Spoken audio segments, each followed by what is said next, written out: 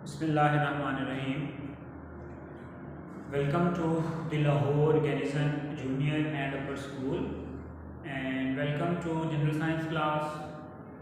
Hopefully बेटा आप सब खैरियत से होंगे और अपनी जो हेल्थ है या अपनी एजुकेशनल एक्टिविटीज़ हैं जो बेटा उनको अच्छे से परफॉर्म कर रहे होंगे। ठीक है, चलें बेटा जनरल साइंस में चैप्टर नंबर 5 जो हमने स्टार्ट किया हुआ है डिजीज़ प्रिवेंशन एंड कंट्रोल। इसमें बेटा थ्रू आउट द चैप्टर हम देखेंगे कि जो बीमारियां हैं वो किस तरह से फैलती हैं, उनको हम किस तरह से कंट्रोल कर सकते हैं और किस तरह से बेटा इन बीमारियों से बचा जा सकता है। ठीक है, चलें बच्चे, लास्ट लेक्चर में हमने ट्यूबरकुलोसिस जो टीबी की बीमारी है उसको काफ़ी डिटेल में डिस्कस किया था। आज के लेक्चर में बेटा एक और बैक्टीरियल डिजीज़ जो है वूपिंग कफ, जिसको हम कहते हैं काली खांसी।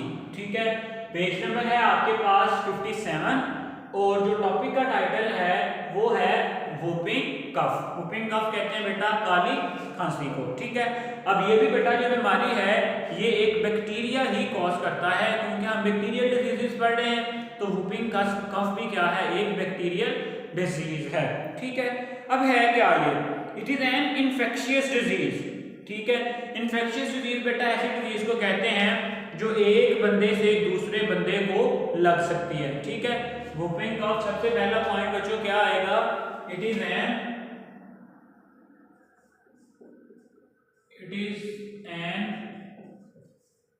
Infectious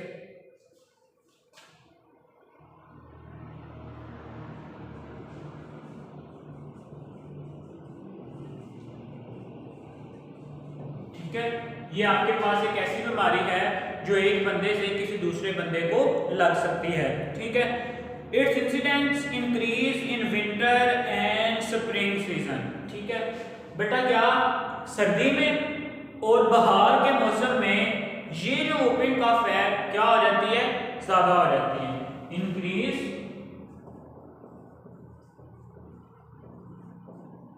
in winter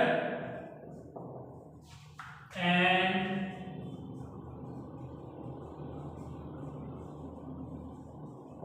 spring season. ठीक हो गया जी, पहला पॉइंट इन्फेक्शियस डिजीज है, दूसरा पॉइंट सर्दी में और बहार के मौसम में ये जो वूपिंग कफ है ये ज्यादा फैल जाती है। ठीक है, चलें अब बेटा ये किस तरह से फैलती है, स्प्रेड में देखें अगर हम, वूपिंग कफ में persist for the 3 months।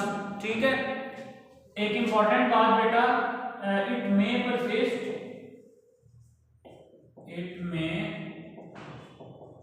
persist for 3 months, कि ये जो आपको खांसी है ये 3 माह या इससे ज्यादा देर तक रहती है। ठीक है, चले whooping cough spread by minute droplets of bacteria released by, अच्छा हाउ वूपिंग कफ स्प्रेड, यहां पे शॉर्ट क्वेश्चन आ सकता है आपको, हाउ वूपिंग कफ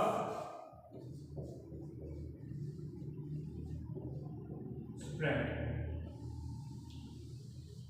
कि जो वूपिंग कफ है वो किस तरह से फैलती है। तो बेटा देखें, it may spread by minute droplets of bacteria released by coughing, sneezing and taking from the mouth of the patient and enter the respiratory system of the other healthy children by inhalation and cause the disease in them। कैसे बच्चों, इधर देखें क्या होता है अगर किसी बच्चे को काली खांसी है। ठीक है, जब वो खांसी करेगा या वो छींक लेगा तो क्या होगा, उसकी जो सलाइवा है थोड़ा थोड़ा उसके साथ वो जो बैक्टीरिया है वो बाहर आएंगे।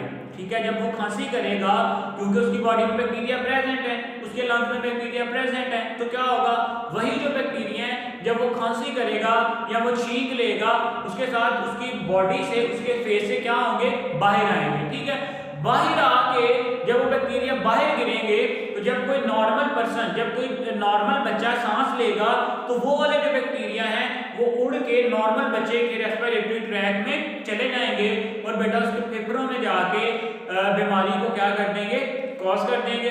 और नतीजा क्या होगा कि एक बच्चे से दूसरे बच्चे में वूपिंग कफ जो है वो क्या हो जाएगी, ट्रांसफर हो जाएगी। ठीक है, चलें क्या बुक में बेटा कैसे मेंशन किया गया है, माइन्यूट कहते हैं छोटे, minute droplets of bacteria, minute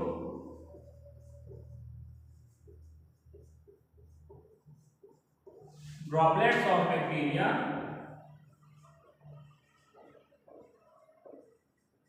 are released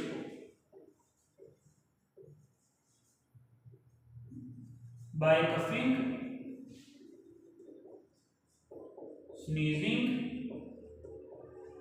ठीक है कि छोटे छोटे जो बैक्टीरिया हैं, बैक्टीरिया के ड्रॉपलेट्स हैं, वो बेटा खांसी करने के दौरान या छींकने के दौरान पेशेंट के मुंह से बाहर आते हैं। ठीक है, come from the mouth of patient, come from mouth of patient and enter into the healthy child या healthy person by inhaling and cause disease। Clear हो गया?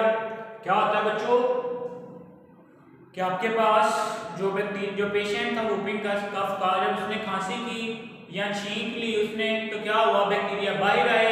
दूसरा जो वहां पे कोई नॉर्मल पर्सन है, जब वो सांस लेगा उसकी बॉडी में, उसके रेस्पिरेटरी ट्रैक में जाएंगे और वहां पे बेटा क्या कॉज करेंगे, डिजीज कॉज करेंगे। ठीक है, कितनी देर बाद बेटा, the disease start after 2 weeks of entering, the disease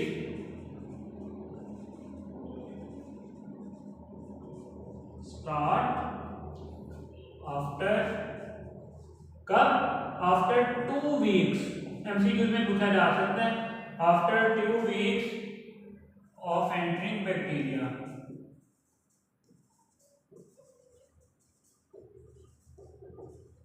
ठीक हो गया जी कि बेटा 2 हफ्तों के बाद जो बैक्टीरिया है जब एंटर हो जाएगा, 2 हफ्ते तक वो वहां पे डैमेज करता रहेगा और 2 हफ्ते बाद जो बीमारी है वो शो होना क्या हो जाएगी, शुरू हो जाएगी। ठीक है, the episode of cough persistent for long time. अब इसमें होता क्या है, ठीक है, ये जो आपके पास वूपिंग कफ है, इसमें काफी देर तक जो है ना, cough persist for a long time without respiration and this stage ends up in a whoop. ठीक है, चलें यहां पे देख लेते हैं हम कि कफ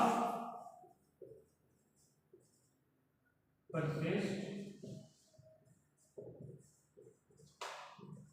for a long time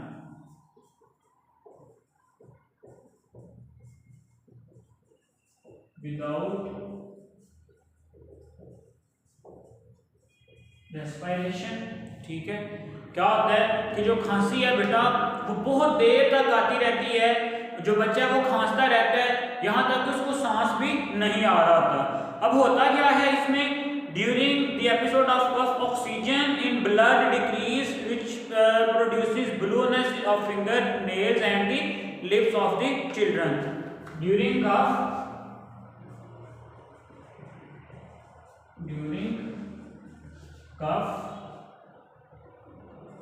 oxygen level is decrease। क्या होता है, जब बच्चा खांसी किए जा रहा है तो उसको सांस नहीं आ रहा। जब सांस नहीं आएगा तो ऑक्सीजन बॉडी के अंदर नहीं जाएगी। जब ऑक्सीजन नहीं जाएगी तो ऑक्सीजन का लेवल क्या हो जाएगा, कम हो जाएगा। जब ऑक्सीजन का लेवल कम हो जाएगा तो अल्टीमेटली बेटा क्या होगा, blueness of finger nails and lips. During the oxygen level is decreased which results in blueness of nails, fingers and lips बच्चों देखो, आपकी बॉडी में जो रेड कलर होता है वो होता है ऑक्सीजन की वजह से।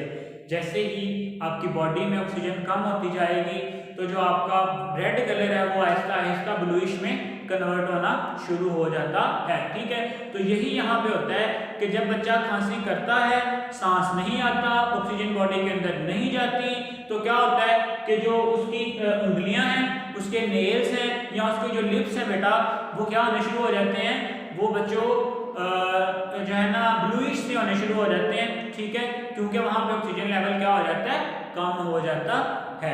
क्लियर हो गया? चले, फिर अल्टीमेटली समटाइम ये भी होता है कि कफ में एंड इनटू वॉमिटिंग, कफ में एंड इनटू वॉमिटिंग। खांसी करते करते करते करते फिर कब रुकती है वो, जब उस बच्चे को क्या आ जाती है, वॉमिट आ जाती है। ठीक है, अब देखो जब बच्चा खांसी नहीं ना कर रहा होगा बिल्कुल हेल्दी लगेगा। ठीक है, लेकिन जब वो खांसी करेगा तो उसकी तबीयत इतनी अपसेट हो जाएगी कि इवन उसके जो बॉडी का कलर है वो ब्लूइश सा हो जाएगा। ठीक है, वॉमिटिंग शुरू हो जाएगी। ठीक है, तो ये बात आपने यहाँ पे क्या रखनी है, याद रखनी है कि जब बीमारी नहीं होती, मतलब कि जब वो खांसी नहीं कर रहा है, ऐसे लग रहा है कि बच्चा बिल्कुल नॉर्मल है, लेकिन जब उसे खांसी आती है तो बस फिर उसकी तबीयत जो है बहुत खराब हो जाती है। ठीक है, The whooping cough may prove fatal for children under the age of 1 year. ठीक है, अब ये बात भी आपने याद रखनी है, may be fatal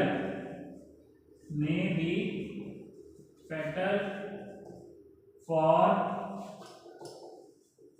children under 1 year. ऐसे बच्चे जिनकी उम्र 1 साल से कम है, उन बच्चों में ये जो बीमारी है वूपिंग कफ है, ये उस बीमारी की वजह से बच्चों की मौत भी वाकई हो सकती है। वैक्सीनेशन बेटा, DPT vaccination should be done at proper time. ये भी बात आपने याद रखनी है कि जो आपके पास DPT वैक्सीनेशन किस तरह से बच सकते हैं। DPT वैक्सीनेशन के जो इंजेक्शन हैं बच्चों, वो बच्चों को क्या किए जाएं, पूरे टाइम पे दिए जाएं। ठीक है, चलें लास्ट पैराग्राफ है उसको भी देख लेते हैं कि लास्ट पैराग्राफ में क्या लिखा है। लास्ट पैराग्राफ में बच्चे उसने बताया है कि बेसिकली ये जो आपके पास बीमारी है, ये 5 साल से जो कम उम्र के बच्चे हैं उनमें ज्यादा होती है। ठीक है, it is the disease of children with less than 5 years age. चलें, whooping cough is basically disease of young children. Its incidence is higher below 5 years of age and it is more fatal in female children than the male children. ये बात एक याद रखनी है, it is more fatal in female children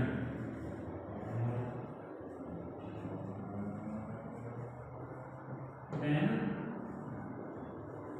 इस बात से क्या मुराद है बेटा, इस बात से मुराद ये है कि अगर 5 साल से कम लड़कियों और लड़कों का कंपैरिजन हम करें तो जो लड़कियां हैं उनकी ज़्यादा मौत होती है वूपिंग कफ की वजह से, जबकि जो लड़के हैं वो सरवाइव कर देते हैं, उनकी जो मौत की रेशो है, जो डेथ रेशो है वो क्या है, कम है। ठीक है, चले सिम्टम्स जी लास्ट पे आ रही है जिसकी सिम्टम्स।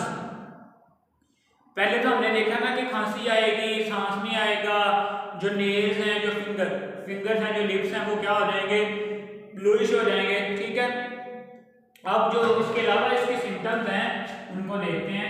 सिम्टम्स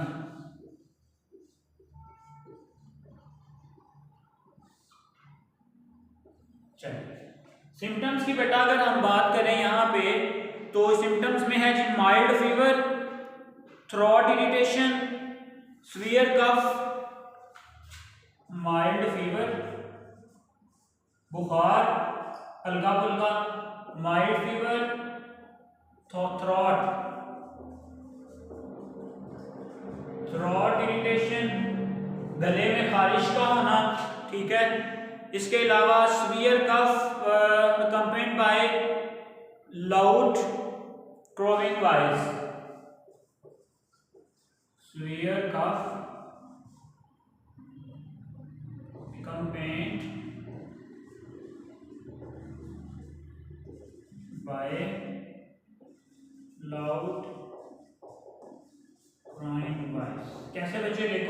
खांसी आती है, लेकिन खांसी के साथ साथ बेटा जो एक अजीब तरह की जो आवाज़ है वो भी आपके रेस्पिरेटरी ट्रैक से, जिसको हम क्या कहते हैं, क्रोइंग वॉइस। ठीक है, चलें जी। अगर बेटा इसका इलाज ना किया जाए तो ये निमोनिया में डेवलप हो सकती है। अब देखें ओवरऑल लॉन्ग क्वेश्चन बन सकता है, right, detail note on whooping cough. Short question क्या क्या बनेंगे, पहला मैंने आपको बताया कि वूपिंग कफ क्या है, ठीक है। फिर हमने देखा है कि इसमें क्या क्या होता है, कि किस तरह से जो बच्चा है वो खांसी करता रहता है और जो उसके नेल्स और फिंगर्स और वो सारी चीज़ें वो क्या हो जाती हैं, ब्लूइश हो जाती हैं और अल्टीमेटली वोमिटिंग हो जाती है। कैसे बच सकते हैं, डीपीटी वैक्सीनेशन बच्चों को करवा के। और इसके साथ साथ बेटा हमने ये भी देखा है कि इसकी जो बेसिक सिम्टम्स हैं वो क्या क्या हैं, ठीक है। अलग से सिम्टम्स का शॉर्ट क्वेश्चन पूछा जा सकता है, इफेक्ट का शॉर्ट क्वेश्चन पूछा जा सकता है, स्प्रेड का शॉर्ट क्वेश्चन पूछा जा सकता है, लेकिन ओवरऑल ये क्या है, लॉन्ग क्वेश्चन है, जिसको आपने बेटा क्या करना है, अच्छे से प्रिपेयर करना है। आज के लिए इतना ही, अल्लाह हाफिज़।